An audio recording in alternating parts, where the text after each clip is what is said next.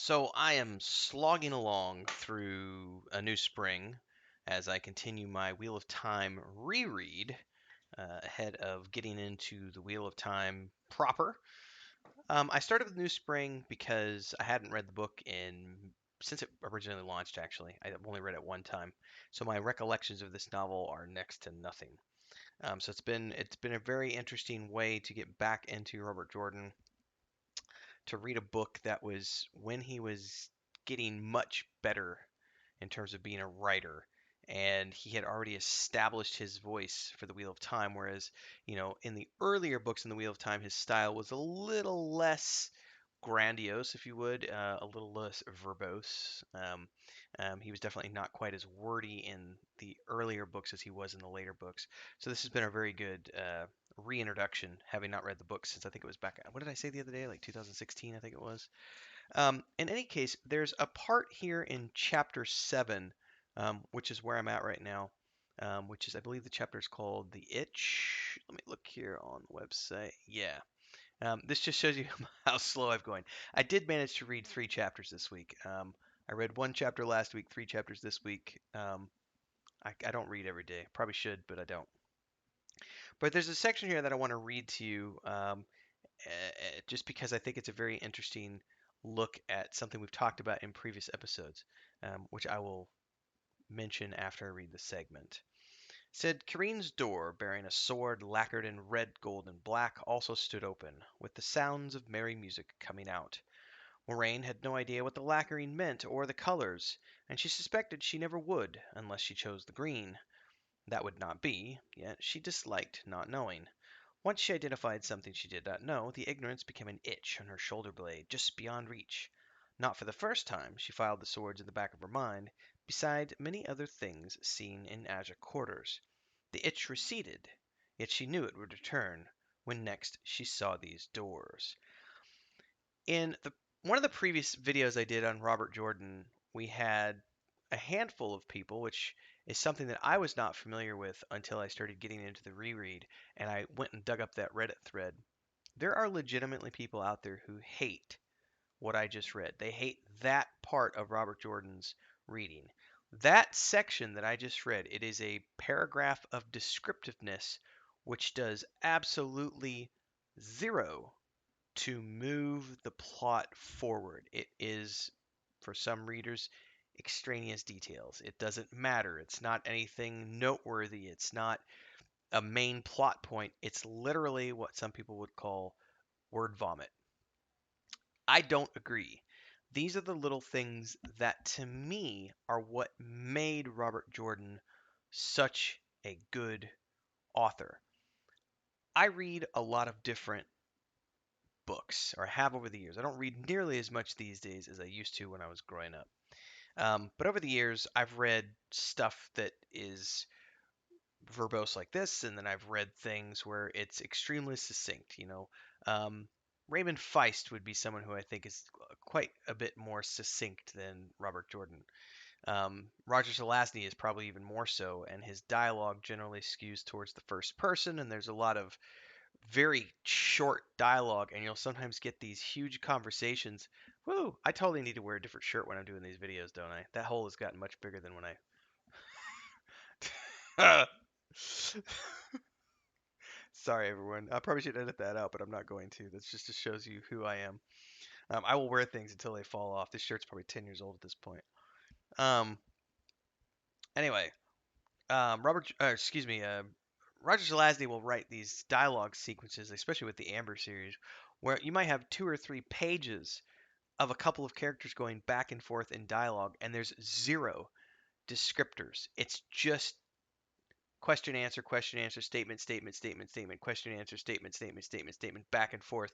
And if you're not careful, you'll get lost with who's speaking because there's no descriptors saying, like, you know, Eric paused as he looked towards the south window and leaned across the balcony. There's none of that. It's just dialogue, dialogue, dialogue, dialogue, dialogue.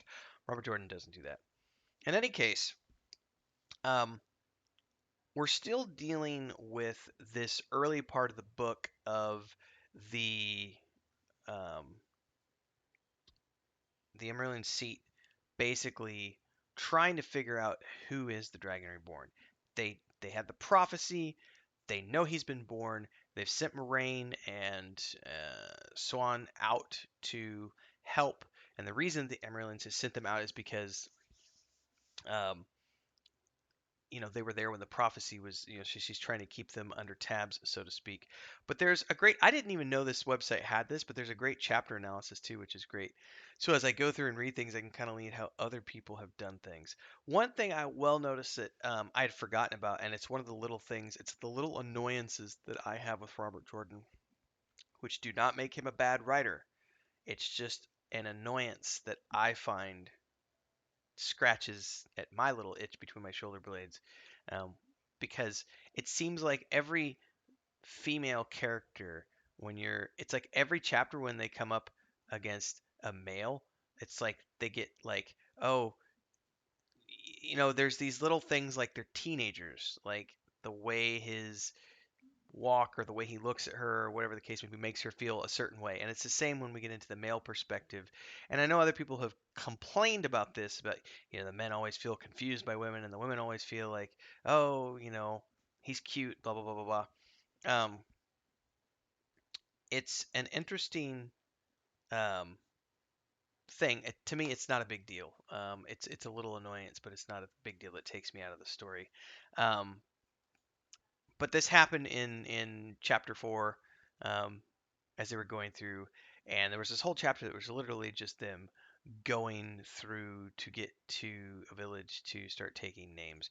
Chapter 5, we're dealing with the cold and talking about more women in line registering the names of babies, so on and so forth. Leda shows up, who we obviously um, remember being very cruel and not a nice person.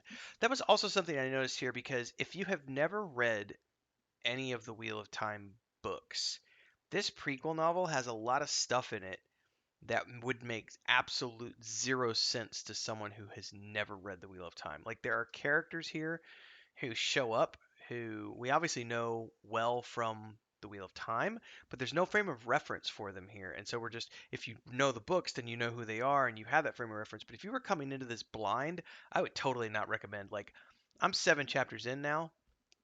I would totally not recommend reading this book if it's your first time reading The Wheel of Time. I would say just start with book 1, go all the way through, and ignore this entirely unless you really, really, really love the series. Then you could come back and read it as like a prequel novel.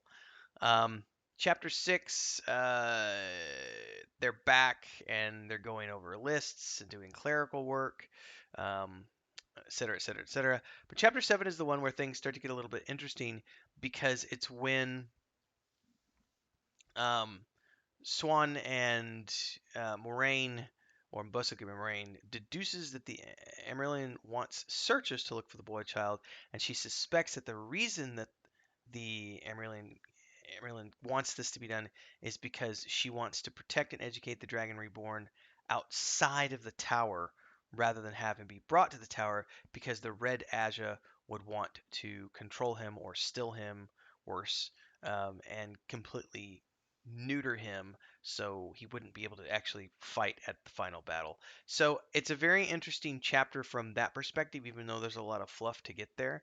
Um, I don't mind the fluff because it's the little things that for me make it a world worth visiting as opposed to something like Roger's Lasney where you're sort of more like skim reading in the sense that you're not getting as much world building details as you get from Robert Jordan.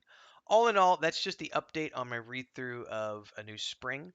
I think it's very interesting because we're starting to get to the point where the girls are realizing that there is a game at stake here. There's a much broader strategy being employed here because the Dragon Reborn is not someone who needs to be controlled by the tower.